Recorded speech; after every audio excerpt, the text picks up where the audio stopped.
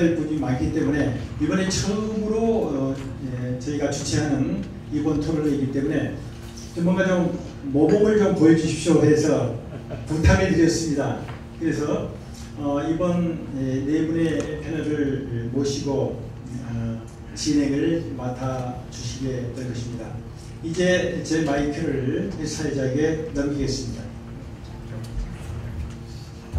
오늘 패널리스트로 나와주신 여러분 그리고 방청객 여러분 감사합니다. 어제 오늘 행사를 미리 언론사에 자료를 배포했더니 언론사 한 간부가 하는 말이 한 분만 따로 모시기에도 어려운 분들 어떻게 네 분이나 한꺼번에 모셨냐고 놀랍다는 반응을 보였습니다. 거듭 네 분에게 감사를 드리면서 오늘 이 토론회가 광복절 기념으로 한번 치러보는 그런 연례 행사가 아니라 우리가 일본을 보는 시각, 우리가 일본에 대한 자세, 그리고 나아가서 일본을 이기는 방법에 이르기까지 참으로 소중한 이정표를 세워보는 사회적 대화가 되기를 바라봅니다. 오늘 주제가 우리에게 일본은 무엇인가입니다. 일본이 어떤 나라인가를 발견해 보려고 하는 요새 말로 치면 탐사 기획입니다. 그러면 광복 74주년 기념 대토론회 우리에게 일본은 무엇인가의 문을 열겠습니다. 토론에 들어가기 앞서서 각 패널리스트의 모두 발언부터 듣겠습니다. 시간은 2분씩이고 순서는 앉으신 순서대로 민경석 교수님, 장소연 선생님, 나철삼 선생님, 박성수 회장 순서로 하겠습니다. 그럼 우선 민 교수님부터 모두 발언을 듣도록 하겠습니다. 우선 대단히 시적절한 제목을 가지고 이와 같은 모임을 주선해주신 김영현 선생님께 감사드리고 또 이러한 모임에 초청해 주셔서 더욱 감사합니다. 일본은 우리에게 무엇이냐? 이러한 질문은 사실 현금의 한일 관계에 당해서 우리가 특별히 의미를 가지고 하는 그런 질문이기도 하지만 사실은 이와 같은 질문은 해방 이후 쭉 우리에게서 한 번도 떠난 적이 없는 그러한 질문입니다. 대단히 근본적인 질문입니다. 그러면 일본은 우리에게 무엇인가? 저는 이렇게 대답하겠습니다. 일본은 우선 무서운 나라다. 무서운 나라. 그렇기 때문에 우리는 항상 일본을 경계하면서 또 경쟁하면서 또 제한적인 의미에서 협력하면서 그러나 일본에 대한 원한은 버리고 그러한 그 분노에서 나오는 에너지를 좀 더 긍정적으로 우리가 우리 자신을 개선하고 현대에 맞는 우리의 국가를 건설하는데 그 에너지를 우리가 써야 된다. 이것이 저의 그 이야기의 요점입니다. 그러면 설명을 드리겠습니다. 일본은 무서운 나라다. 저는 이번 기회를 통해서 다시 한번 일본의 역사를 다시 한번 뒤져봤습니다. 특히 이제 명치 유신 이후 일본의 역사를 특별히 봤는데 1853년에 페리제독이 이제 동경만에 와서 한국을 열라고 이제 무역을 하고 그 다음에 58년에 통상조약을 맺고 그 다음에 68년에 이제 덕천 막부의 그 지방 분권이 없어지고 이제 절대 황정 밑에서 일본이 완전히 단합돼 가지고 이제 서구를 모방하고 서구의 제국주의까지도 모방하고 그렇게 해서 1894년에 일청전쟁에서 이겼지 않습니까? 또 10년 후에 러시아하고 해서 또 이겼지 않습니까?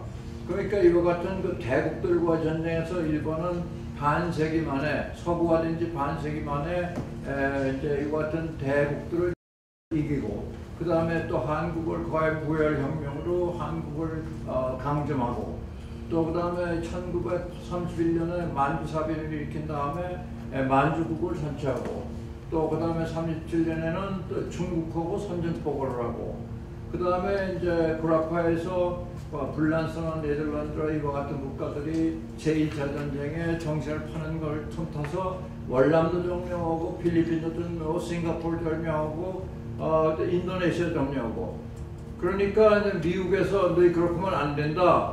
그런 거 다 돈 내놔라 그러니까 우리는 못하겠다. 우리는 국제연맹도 탈퇴하겠다. 그러니까 이제 미국에서 그러면 우리는 이제 석유 수출을 금지하겠다. 네, 석유를 안 대주겠다. 그래서 결국은 이제 일본 사람들끼리 서로 여기 토의한 결과 단기전으로 빨리만 하면은 이 하와이 호놀룰루에 있는 미국 해군을 완전히 부셔버리면은 미국도 우리가 이길 수 있는 승산이 있다. 그런 생각을 했습니다. 그래서 불과 이제 서구가 된 지 50년 이후에 온 국민이 정말 놀라울 정도로 단결하고 거의 신격화된 황제에 대한 절대적인 신앙을 통해서 일본이 그와 같은 중국이나 미국계까지 도전할 정도로 일본은 강해지고 또 스스로 그런 강한 나라라고 어떻게 보면 자기 기만, 하나 집단적인 자기 도취, 집단적인 광분 거기에 빠져가지고 제2차 전쟁까지도 서슴지 않고 일으킨 그런 나라죠. 그리고 나서 이제 전쟁에 완전히 지고 나서 그 후로도 또 한 20년 안에 금방 재건해가지고 경제 대국으로 전 세계에 다시 한번 나타나지 않았습니까? 그래서 그리고 또 사실 2차 전쟁을 통해서 거의 2천만 명 인구를 죽이고 다치고 별 잔악한 행동을 다 하고도 그러고도 제대로 사죄하지도 않고 어떻게 보면 뻔뻔스러운 나라죠. 제가 보기에는. 그렇기 때문에 일본은 우리가 항상 경계해야 되고 또 경쟁해야 되고 제한된 의미에서 상황에 따라서 필요한 우리가 협력을 해야 될 거다. 그런데 이제 이 이변에는 제가 보기에는 우리는 반일 감정 때문에 그런 일본의 원한이 있지 않습니까? 원한. 그러나 이 원한이라는 것은 그 자체로 상당히 부정적인 감정이죠. 그렇기 때문에 우리는 이 원한에 따라서 행동할 수는 없습니다. 우리가 원한에 따라서 감정적으로 행동할 거지만 반드시 이를 그르치게 돼요. 그렇기 때문에 이와 같은 그러나 동시에 원한이나 분노가 주는 것은 상당한 에너지를 주고 있죠. 분노하기 때문에 우리가 해야 되겠다는 그런 결심도 생기고 그러니까 그와 같은 결심을 우리가 일본과의 경쟁을 통해서 우리가 이제 다시는 과거에 강점기에 받았던 그런 수치를 우리는 다시 겪지 않는다 하는 그러한 그것을 위해서 우리는 분노가 줄 수 있는 그런 에너지를 써야 되고 그렇게 함으로써 우리는 일본에 대한 원한을 극복하고 원한이 주는 그와 같은 에너지를 우리는 보다 긍정적으로 적극적으로 우리 나라 건설을 위해서 써야 되겠다. 그래서 그리고 우리도 노력을 하면 할 수가 있다는 그 자신감을 이제 얻게 됐습니다. 우리도 사실 지금 경제대국이라고 얘기 많이 하고 특히 이제 반도체 문제라든지 자동차 공업에 있어서는 일본을 능가하고 있지 않습니까? 그만큼 우리는 우리의 능력을 이미 인정받고 증명한 것이죠. 그렇기 때문에 우리는 이제 열등감을 가질 필요가 없어요. 단지 우리가 어떻게 하면 더 단합해서 우리의 민족적인 에너지를 좀 더 좋은 방면에 쓸 수 있을까? 이제 그것입니다. 그래서 제 결론은 일본은 우리에게 무엇이냐? 일본은 무서운 나라다. 그렇기 때문에 일본은 항상 경계해야 되고 또 경쟁하는 그런 국가다. 그러나 제한적인 의미에서 협력할 수 있다. 그리고 이를 하는 데 있어 우리는 절대로 원한이나 분노에 좌우되지 말고 좀 더 냉정하게 대처해야 될 것이다. 그만큼 우리는 자신감을 가질 수가 있고 또 갖고 있습니다. 이 정도입니다. 네. 감사합니다, 민 교수님. 저희들이 제한된 시간에 또 여러 가지 항목에 관한 의견을 여쭤보기 위해서 시간을 제한돼서 사용하고 있습니다. 그다음에는 우리 또 장수현 선생님께서 2분 안에 말씀해 주십시오. 예, 감사합니다. 아까 소개하기로 저는 일본을 아는 사람이다 그래서 여기 불렀다고 그러는데 사실 일본에서 몇 년간 공부한 것밖에 없기 때문에 일본을 잘 모릅니다. 그런 관점에서 근데 제가 본 거 가지고는 말씀을 드리겠는데요. 일본은 우리에게 어떤 존재인가 이렇게 누가 질문하면은 계륵 같은 존재다, 닭갈비 같은 거, 목에 걸려서 뱉을 수도 없고 삼킬 수도 없는 그런 존재다라고 얘기하시는 분이 많이 있는데 저는 그 말에 공감합니다. 그리고 일본하고 우리는 역사적으로 아주 옛날부터 불가분의 관계가 있기 때문에 이렇게 떼어서 생각할 수 없는 그런 좀 묘한 관계에 있는 그런 나라 아닙니까? 그런 점에서 보자면은 김대중 대통령하고 옥지 수상하고 회담할 때 1998년에 김대중 대통령이 일본 의회에서 했던 말씀을 옮기는 거고 제 의견을 말씀드리겠습니다. 일본과 우리는 2000년 가까운 역사를 가지고 있다. 근데 나쁜 역사는 임진왜란 7년하고 일제강점기 36년이다. 2000년하고 몇십 년하고를 바꿀 수는 없지 않느냐. 그런 뜻에서 양국이 서로 그 당시는 좋은 관계를 맺었습니다. 지금은 뭐 다시 망가졌지만요. 그런 얘기도 앞으로 이제 진행하면서 말씀을 드리겠습니다만 앞에서 말씀드린 대로 일본을 대할 때 냉정하게 대해야 된다 하는 데는 아주 근본적으로 찬성을 하는데요. 지금 전쟁 상황이라고 저는 판단하기 때문에 물론 적극적으로 대처해야 되는 것은 분명한 일이고 온 국민이 또 어떤 뭉쳐야 되는 것도 분명한 일이고 그런데 그렇게 반일하는 거에 한 10분의 1 정도만이라도 우리 스스로를 되돌아보는 시간을 함께 갖는 그런 자세가 필요하지 않나 그런 생각합니다. 그 말씀을 뒷받침할 수 있는 것은 도산 선생의 말씀인데요. 도산 선생께서 나라가 없어졌다, 식민지가 됐다는 말씀에서 하신 말씀 여러분들 뭐 다들 기억하시리라고 믿습니다만 우리나라가 왜 망했는가? 우리나라를 망한 것이 무슨 이원영도 아니고 특수한 책임자가 있는 것도 아니고 그 원인은 바로 나에게 있다. 내가 잘못했기 때문에 이렇게 된 것이다 라는 생각을 해야 된다. 그리고 자손은 조상을 원망하고 후지는 선배를 원망하고 우리 민족의 불행의 책임을 자기 이외의 것에 돌리려는 자세는 마땅치 않다. 그렇게 생각하면 안 된다는 말씀을 그 옛날에 하셨습니다. 그 말씀이 저는 지금 이 순간에도 유효하다고 생각합니다. 좀 더 우리가 일본을 냉정하게 바라보는 시각, 그러니까 흥분해가지고 여태까지 우리가 일본에 대해서 가지고 있던 것들 예를 들자면은 축구 시합을 하면 일본 다른 데는 져도 괜찮지만 일본한테 지면 큰일 나는 것처럼 했던 그런 사고 방식에서는 조금 벗어나야 되는 것이 아닌가. 그리고 시간이 다 됐습니까? 예. 끝으로 한 말씀 드리고 싶은 것은 일본을 이기기 위해서, 그 길을 하기 위해서는 먼저 일본을 알아야 됩니다. 지일을 해야 되는데 그런 부분의 노력을 우리는 그동안 잘 현명하게 하지 못한 것 같습니다. 앞으로는 그런 부분에 반성이 필요할 거라고 생각합니다. 감사합니다. 감사합니다. 두 분 공통된 말씀은 일본에 대한 분노와 흥분을 인정하되 우리나라를 다시 아는 그런 기회로 반전을 시키자 그런 말씀하신 것 같습니다. 그 다음에 나철성 선생님 비밀 보시죠. 예, 두 분이 말씀들을 뭐 다 잘 해주셔서 제가 붙일 게 없을 정도입니다.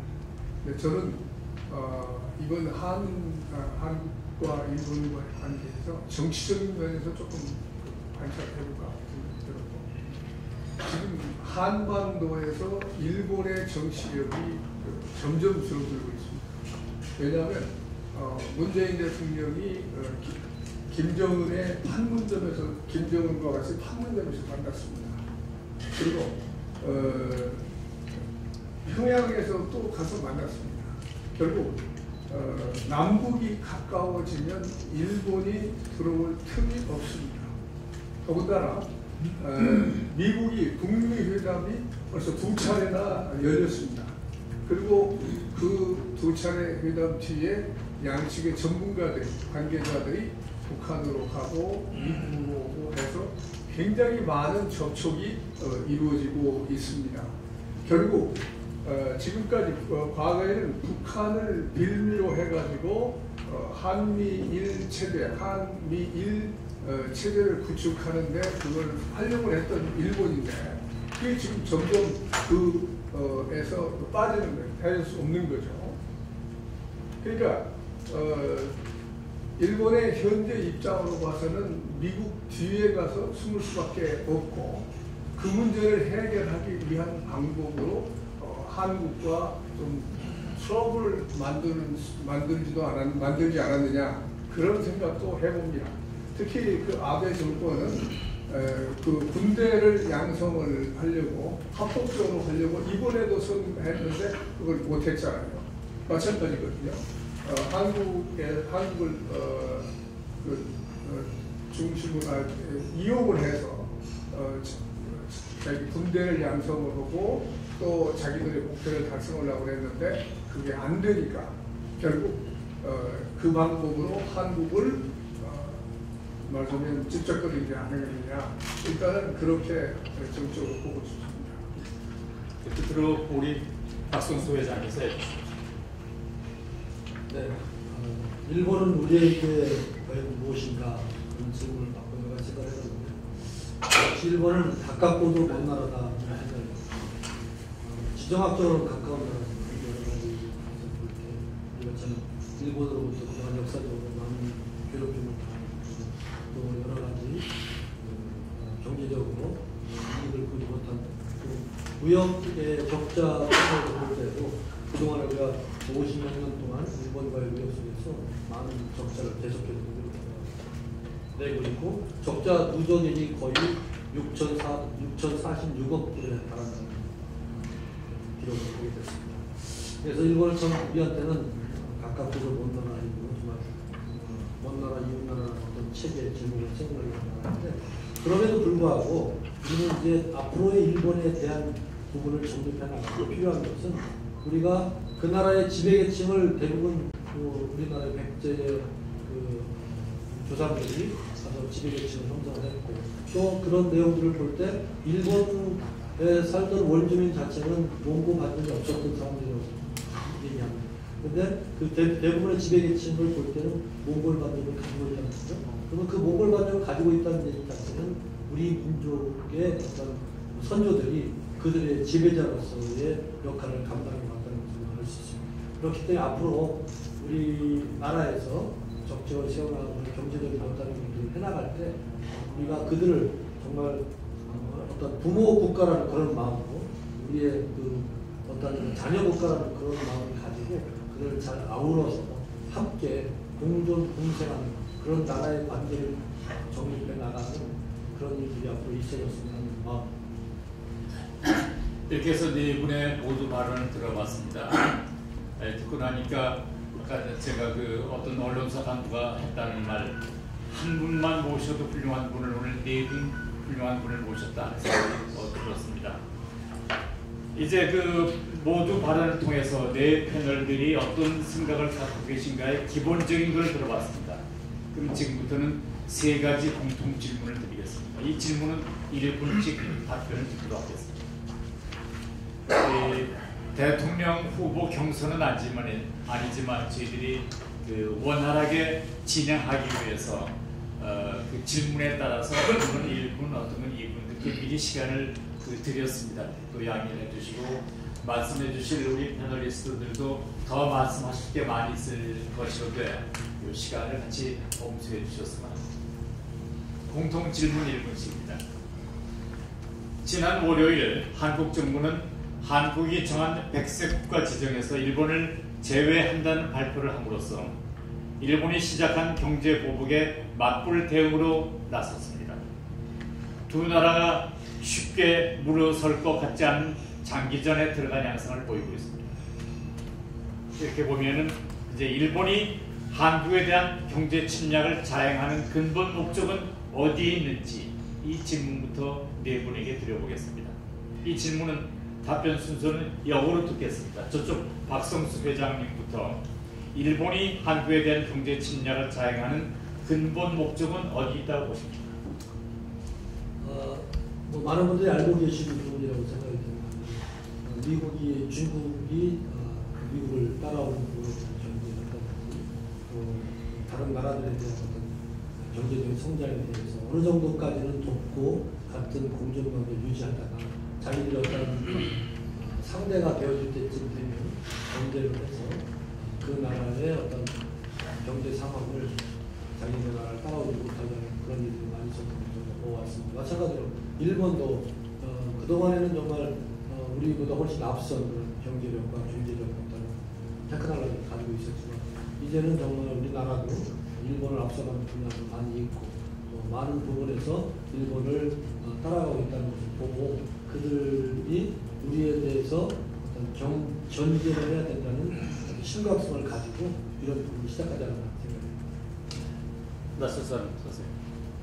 예, 저도 마찬가지라고 생각합니다. 아까 정치적인 얘기를 했습니다만 경제적으로도 지금 일본이 굉장히 힘든 상황이 될 수도 있다 하는 그런 또 생각해 볼 수 있습니다. 우리가 흔히 말하는 소니, 불과 10여 년 전만 해도 전 세계는 소니 열풍이었습니다. 소니 들고 있지 않는 사람은 젊은이가 아니었습니다. 그런데 지금 소니는 없어졌습니다. 어디가 있는지도 모릅니다. 또 냉장고나 세탁기 등도 전부 일제였습니다. 그러니까 지금 냉장고나 세탁기 모두가 다 한국산 제품으로 세계를 휩쓸고 있습니다. 그것뿐만 아니라 배를 만드는 조선업도 한국이 일본을 따라잡았고 중국과 지금 경쟁 관계에 들어가 있습니다. 그것뿐만 아니라 자동차가 지난번에 보니까 현대 자동차가 처음 초창기 만들기 시작해서 지난 며칠까지 만든 개수가 9,000만 대라고 합니다. 진짜 놀랄 정도의 변화입니다. 제가 미국에 처음에 왔을 때 일본 자동차들이 불과 한 종류 가지고 미국에 있었어요. 다른 일제 차들도 없었습니다. 도요타 하나가 차 한 종류를 팔고 있었던 것이 제가 미국에 처음에 왔을 때의 상황이었습니다. 앞으로 일제차가 사라질 날도 그렇게 우리가 보기에 비관적은 아니라 일본이 지금 굉장히 위기의식을 느낄 수 있다는 것이 사실은 여기저기서 나타나고 있습니다. 그래서 이것도 지금 아까 말씀드린 일본의 한국에 대한 경제 침략을 자행한 원인 중에 하나가 될 수 있다. 그렇게 보고 있습니다. 네. 장 선생님 말씀해 주십시오. 저는 경제를 잘 몰라서 그런지 모르겠는데요. 경제 침략은 그냥 겉에 나타난 모습이고 속내는 다르다고 보는 생각을 가지고 있습니다. 결국 아베가 주장했던 아름다운 나라 일본을 이룩하겠다.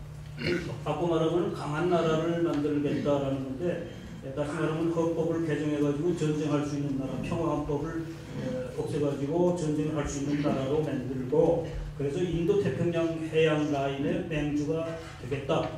그런 야심의 첫 출발이라고 봅니다. 그러기 위해서는 가해자와 피해자의 프레임을 벗어나야 된다. 이번에 깨야 된다라는 게 아베의 속내라고 저는 봅니다. 그래서 지금까지 일본은 가해자고 한국은 피해자라는 그런 프레임을 가지고 모든 일이 진행되어 왔는데 이걸 깨야겠다. 그렇게 생각하는 것이 아베의 속셈이고 아베가 이런 말도 했죠. 전쟁과는 아무런 상관이 없는 우리 아이들과 우리 자손들에게까지 계속해서 사죄하게 만들어서는 안 된다. 그런 얘기를 했던 이게 바로 지금 벌어지고 있는 일의 본질적인 속내가 아닌가 그렇게 생각합니다. 그리고 지금 앞에 두 분이 말씀하신 대로 물론 이제 우리나라가 경제적으로나 여러 측면에서 일본을 따라잡고 있어서 위협적인 존재가 되는 건 사실입니다. 제가 담당한 분야는 문화이기 때문에 문화 얘기를 드리자면은 영화나 연극이나 K-팝 같은 데서 나타나는 모든 면에서 한국이 지금 일본을 넘어섰습니다. 문화적인 측면에서는 그렇습니다. 그런 거에 대단한 위협을 느끼는 건 사실입니다. 네, 감사합니다. 이 교수님. 저도 그 의견이 크게 다르지는 않습니다. 결국은 아베가 자기 자신의 정치적 목적을 위해서 이렇게 하는 건데 그 목적은 뭐냐면 지금 경제 침체로 말미암아 일본 국민들이 사기가 많이 저하되어 있고 또 한반도 평화 문제에 있어서도 자기네들이 별로 많은 역할을 못하는 것 같아서 거기에서도 좀 소외감을 느끼겠고 또 사실은 평화헌법을 이제 개정하려고 하는데도 사실 이 자민당의 의원 수가 3분의 2가 못 되지 않습니까? 그래서 상당히 전국적으로 좀 의기소침하고 그런 상황 속에서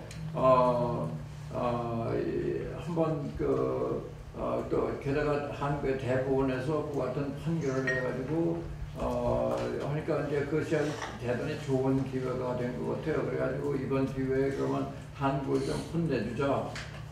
그래가지고 우리한테 까불지 말라 하는 식으로 한번 해주면 또 그렇게 함으로써 일본 사람들이 가지고 있는 제국주의적인 근성에 호소함으로써 자기네들의 어떤 정치적인 이익을 바라기 때문에 그런 것이 아닌가. 그러니까 다시 말하면 이 트럼프 대통령이 중국이 2류 국가, 3류 국가로 했을 때는 아무 문제를 제기하지 않다가 이제 지금 미국에 또 도전하는 국가로 이제 부상하니까 그것을 막기 위해서 무역 전쟁을 일으키는 것처럼 그리고 거기에다가 미국을 위대하게 만든다 하는 정치적인 선정까지 겹친 건데 이제 그와 비슷하게 아베도 그런 트럼프의 그 작전을 따르는 것이 아닌가. 그리고 여러분들 잘 아시겠지만 아베하고 트럼프는 통한 바가 많다고 신문나고 있습니다. 비슷비슷한 인간들이죠. 그러니까 아마 그와 같은 작전상 이유로 지금 이와 같은 경제 전쟁을 걸고 있지 않나 저는 그렇게 생각합니다. 네, 감사합니다. 자만심과 열등감은 다른 말인데도 네 분의 말씀을 들어보면 일본이 우리나라에 향한 그런 자세는 자만심과 열등감의 복합적인 그런 참 미묘한 감정 때문에 그런 일을 저지르고 있구나 하는 그런 생각을 갖게 됩니다. 그 다음 이제 질문 드리겠습니다. 지금까지 한국 정부가 발빠르게 대응하고 있는 것으로 보이고 있습니다. 그러나 일본이 그런 기미를 알아채고 왜 준비를 미리 못했느냐, 야당들은 그런 또 비난도 하고 있습니다. 그리고 지난 주말 광화문 광장에서는 대규모 시위가 있었지만 시민들의 자발적인 반일 운동은 나날이 확산되어 가고 있습니다. 이렇게 보여지고 있는 한국 정부의 대응 자세 그리고 시민들의 반일 운동은 어떻게 보십니까? 하는 게 이번에 질문입니다. 한국 정부의 대응 자세와 시민들의 반일 운동은 어떻게 보십니까? 최근에 서울을 다녀오신 우리 그래서 한국의 분위기를 잘 보고 계시는 우리 민 교수님부터 시작을 해주십시오. 문재인 정부가 이렇게 대응하는 걸 보면은 처음에는 상당히 너무 소극적이다. 별로 한 것이 없는 것 같은 그런 아주 소극적인 자세를 취하고 있는데 가만히 생각해 보면 제가 보기에는 아주 냉정하게 객관적으로 또 외교적인 채널을 항상 개방하면서 적정한 수준의 언어를 통해서 우리가 가만히 있는 것은 아니다. 뭘 하고 있다. 그렇지만 일부러 사건을 악하게 만들 필요는 없다. 그러면서 문재인 대통령 항상 하는 말이 국민들도 냉정하게 그러나 결기 있게 대응하라는 얘기를 많이 했습니다. 그리고 앞으로 5년 이내에 모든 부속품을 한국에서 생산할 수 있도록 그런 경제적인 지원을 하겠다. 제가 보기에는 대단히 훌륭한 대응 방법이 아닌가 저는 그렇게 생각돼요. 그리고 시민들의 불매운동 같은 것도 대단히 확산되고 있는데 저도 깜짝 놀랐습니다. 제가 쪽 동해안에 낙선사에 가니까 거기도 우리가 독립운동은 못하지만 불매운동이 지금의 독립운동이다 하는 식으로 많은 사람들이 그걸 호응하고 있는데 그렇다고 그 사람들이 상당히 감정적으로 뭐 일정기를 불태운다든지 뭐 그런表現은 하지 않고 냉정하게, 따라서 한국 사람들 제가 보기에는 상당히 수준 높은 그런 대응을 하고 있지 않나. 그러니까 불매운동을 함으로써 우리는 가만히 있는 것은 아니다. 우리는 화가 났다. 그렇지만 화를 표현하는 방법에 있어서 우리는 격조 있게 하고 싶다. 지금 우리는 과거에 매달려 덜미를 잡혀 있는 상황이고, 일본은 미래를 향해서 총을 쏘고 있다, 이런 식의 신문 평가가 나오는데 공감하고요. 그래서 미래지향적인 어떤 한일 관계를 만들 수 있는 방법이 뭔가 여러 가지 재료를 찾아봤습니다만은, 제가 찾은 것 중에 제일 공감이 가는 거는 모두에도 말씀드렸지만 김대중 대통령이 일본 국회에서 연설하는 부분입니다. 일본은 과거를 직시하고 역사를 두렵게 여기는 진정한 용기가 필요하고, 한국은 일본의 변화된 모습을 올바르게 평가하면서 미래의 가능성에 대한 희망을 찾을 수 있어야 한다. 좀 막연하지만 이 말이 저로서는 제일 공감이 가는 결론이었습니다. 네, 감사합니다. 우리 딱삭사람 선생님. 우리가 지금 미국에서 살고 있다는 것이 아주 굉장히 중요하고 의미 있는 일이라고 저는 그렇게 생각합니다. 무슨 얘기냐면, 우리는 여기서 우리끼리만 사는 게 아니고 우리 주변에 동남아시아 국가에서 온 사람들, 중국에서 온 사람들, 그리고 미국 사람들이 길을 치고 있어요. 그러면 우리가 우리끼리만 살 게 아니라 그 사회에 들어가서 그 사회에다가 우리를 알리고 우리 한국을 알리는 역할을 할 수 있는 게 오늘날 우리들의 위치다, 그런 얘기입니다. 그러니까 지금 아까 얘기한 일본 문제 같은 거, 그런 경우도 그냥 지나가는 소리로 뭐 그럴 게 아니라 직접 찾아가서 얘기하고 글을 쓰고 편지를 쓰고 그렇게 해서 알려줄 필요가 있지 않느냐. 지금 다행인 것은 벌써 한국계 시의원들이 생기기 시작했고, 그 다음에 하원의원 생기고, 어떤 경우는 보니까 주 하원의원의 와이프가 한국 사람이더라고요. 근데 그런 경우가 생기잖아요. 그게 앞으로 이제 7, 8년이 지나고 나면 연방에서도 몇 사람이 들어갈 가능성이 있어요. 그러니까 그런 거를 우리들이 보고 또 우리 후손들에게 자녀 1.5세, 2세들한테 알려주고 또 그들이 할 수 있도록 해주는 것을 우리가 해야 한다. 저는 그렇게 생각합니다. 네, 감사합니다. 박 회장님. 네, 전 드릴 말씀 다 드렸기 때문에 말씀을 마무리하면서 유대인들이 독일에게 대해서 했던 말씀이 생각이 납니다. 제가 이렇게 외쳐보겠습니다. 일본, 아베, 사과하고 배상하라. 용서한다. 그러나 잊지 않겠다. 이 말을 마무리하겠습니다. 감사합니다. 사회자도 마무리 발언하겠습니다. 한국은 지금 주변 4대 강국과 그리고 또 그 핵을 가진 북한으로부터도 아주 그 어려운 그 환경에 쌓여 있습니다. 어떤 사람은 지금 100년 전과 똑같다는 얘기도 하고 있습니다. 그러나 분명한 것은 100년 전과는 다릅니다. 그때는 우리 한국 국력이 너무 약했었고, 그리고 조정의 의지가 너무 박약했었지만 지금은 우리 국력이 상당히 높아졌고, 그리고 우리 정부의 의지가 워낙 강력하고 잘 진행되고 있습니다.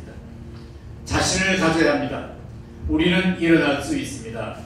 이 토론을 진행하는 동안 저는 이번에 벌어진 일본과의 역사 전쟁, 경제 전쟁에서 우리가 반드시 이길 수 있다는 확신을 가졌습니다. 여러분은 어떻게 생각하십니까?